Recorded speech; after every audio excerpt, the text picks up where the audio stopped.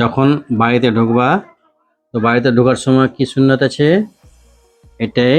বাড়িতে ঢোকার সময় আগে প্রথমে সালাম করতে হবে, আসসালামু আলাইকুম ওয়া রাহমাতুল্লাহি ওয়া বারাকাতুহু।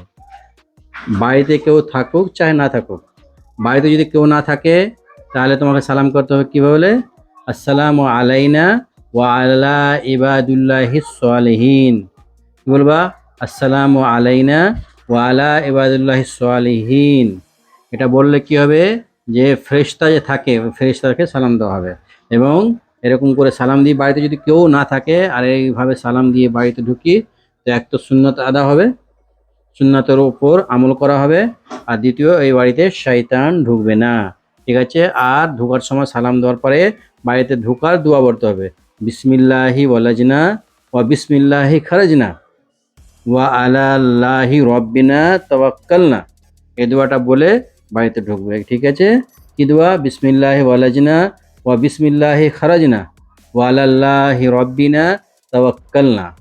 এই জিনিসগুলো হলো আল্লাহ রসুলের সুন্নাত। এই সুন্নাতের উপর আমল যদি করি তো কি হয়, নেকি পাবো, আর বাড়ির মধ্যে শয়তান থাকে না। বাড়ির মধ্যে যদি শয়তান না থাকে তো বাড়িতে কি আসে? বরকত আসে। ঠিক আছে? এই কথাগুলোর উপরে আমল করবা। ঠিক আছে? আর সুন্নাত যেটা দোয়া আছে ওটা মুখস্থ করে নিও। ঠিক আছে।